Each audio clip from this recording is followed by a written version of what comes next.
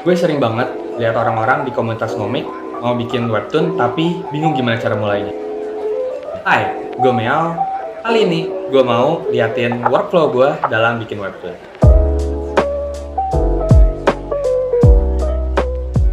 Mungkin workflow gue beda dari beberapa artis lainnya, tapi ini cara ngerjain webtoon yang menurut gue time efektif dan di saat yang bersamaan tetap ngejaga kualitas webtoon kalian.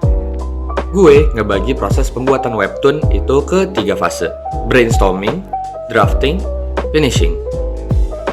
Yang pertama, brainstorming. Kayak di video komik basic sebelumnya, gue bilang kalau bikin komik itu mirip kayak mau bikin film. Kalau di pembuatan film, ada fase bikin skrip dan storyboard.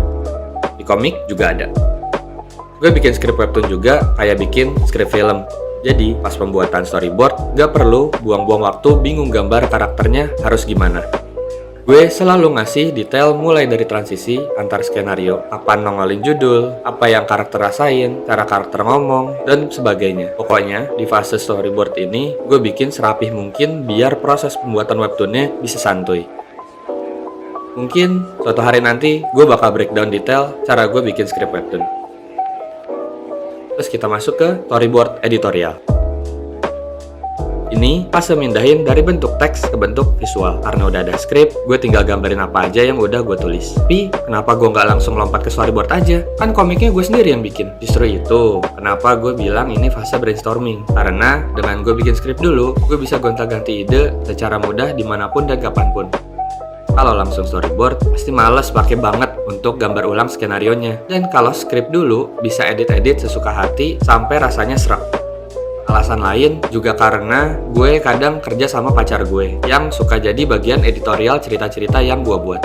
Kalau ada skrip, bakal lebih enak untuk adjust-adjustnya. Jadi, pas storyboard, tinggal cus.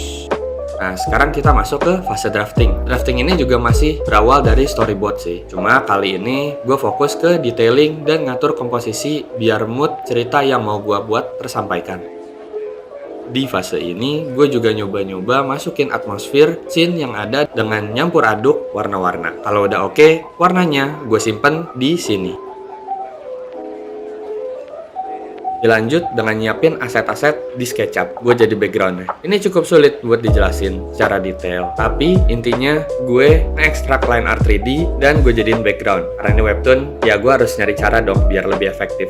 Jadi nge-cheat dikit gak apa-apa lah.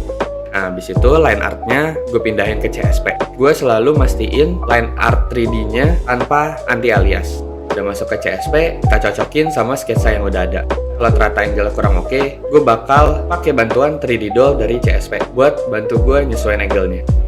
Nah, kalau ini udah oke, kita mulai fase finishing. Mulai dari inking. Ini fase yang paling bikin malas sebenarnya, tapi kadang gue sendiri bablas ngedetail. Ini juga cukup straightforward. Gue ngasih line art ke sketsa-sketsa yang udah gue bikin. Dari line art, kita lanjut ke base color. Sini gue selalu pakai tools basic. Nah, untuk base color sendiri, gue pakai bucket tool dan selection tool buat hasil yang maksimal. Jangan lupa di fill ujung-ujungnya. Udah beres, habis itu shading. Fase yang gue sendiri paling suka ngerjain. Di shading ini, gue juga matiin anti-alias. Karena gue ngerasa lebih precise dan kalau di fill jadi lebih cepet. Ini karena style gue cel shade sih, jadinya bisa pakai cara ini. Mungkin kalau kalian nggak cel shade, bakal susah nerapin style ini. Beres di shade, semuanya gue smoothing, termasuk backgroundnya. Dan hasilnya jadi kayak gini. Rasanya kayak ada yang kurang sih, jadi gue selalu nambahin lighting biar scene-nya makin berasa hidup.